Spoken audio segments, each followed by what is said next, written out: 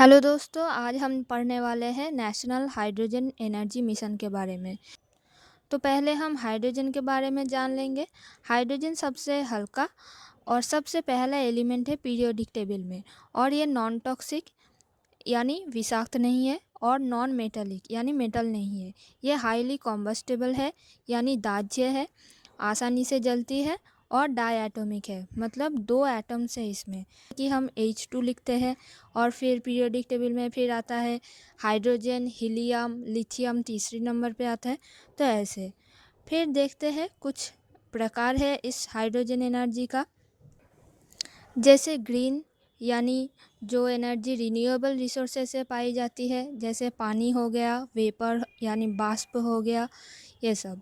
फिर है ग्रे जो कि सबसे ज़्यादा पॉल्यूशन करती है क्योंकि ये फॉसिल फ्यूल से मिलती है और कार्बन का बाई प्रोडक्ट बनाती है।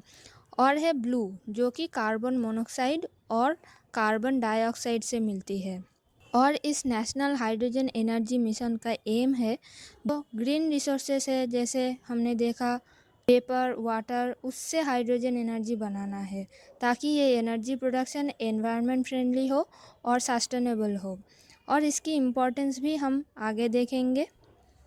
तो मोस्ट एबंडेंट यानी हाइड्रोजन नेचर में सफिशिएंट क्वांटिटी में मिलती है, जैसे एयर से मिलती है, पानी से मिलती है, मतलब अमाउंट की कोई कमी नहीं है। फिर है ये फॉसिल फ्यूल जैसे कोल, केरोसिन उसको रिप्लेस कर सकती है। जो ट्रांसपोर्टेशन में यानी बस हो गया, ट्रक, कार है, उसमें अगर पेट्रोल डीजल के बदले हाइड्रोजन एनर्जी यूज़ किया गया तो जो ग्रीन हाउस गैस एमिशन है वो भी रिड्यूस हो सकती है, बहुत हद तक रिड्यूस हो जाएगी।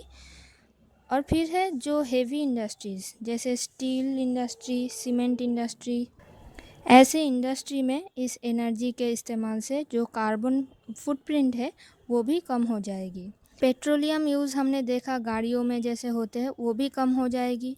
और जो इंपोर्ट बिल है इंडिया का वो भी रिड्यूस हो जाएगा। जैसे कि हम जानते हैं जो इंडिया का एनर्जी नीड है उसका 54% इम्पोर्ट किया जाता है। अब अगर ये हाइड्रोजन एनर्जी डोमेस्टिकली प्रोड्यूस होगी तो ऑटोमेटिक इंपोर्ट खर्चा कम हो जाएगा। अब देखेंगे गवर्नमेंट ने क्या क्या स्टेप्स लिया है। तो 2021-22 में जो बजट पेश किया गया उसमें हाइड्रोजन एनर्जी के लिए 800 करोड़ अलॉट किया गया था। और फिर India's first hydrogen power rickshaw ran in Delhi. इसके पहले भी इस तरह के कोशिश की गई है, और दिल्ली में 2012 में सबसे पहले ई रिक्शा चलवाया गया था हाइड्रोजन पावर्ड। और मॉर्थ यानी ministry of road transport and highway allowed use of HCNG 18% mix in CNG engine. जो CNG इंजन है उसमें 18% हाइड्रोजन एनर्जी मिक्स करने की अनुमति दे दी है। देखेंगे कुछ वे अहेड।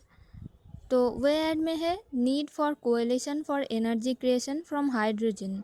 कोएलिशन होना चाहिए प्राइवेट पार्टिसिपेंट से, जैसे हमारे देश में बड़े बड़े कंपनीज़ है लाइक टाटा, रिलायंस, उनको भी आगे आना चाहिए और गवर्नमेंट के साथ मिलके इसको फंड करना चाहिए। Proper supply chain management and value addition, जो भी हाइड्रोजन एनर्जी का सप्लाई चेन है उसमें वैल्यू एडिशन होती रहना चाहिए, यानी कि रिसर्च वगैरह चलती रहना चाहिए। और फिर इंसेंटिवाइजिंग न्यू टेक्नोलॉजीज़, जो भी हाइड्रोजन एनर्जी बनाने के लिए टेक्नोलॉजीज़ की ज़रूरत है, जैसे मशीनरी हो गया, एडवांस्ड इक्विपमेंट हो गया, वो सब के लिए प्रोड्यूसर्स को गवर्नमेंट को इंसेंटिवाइज करना चाहिए।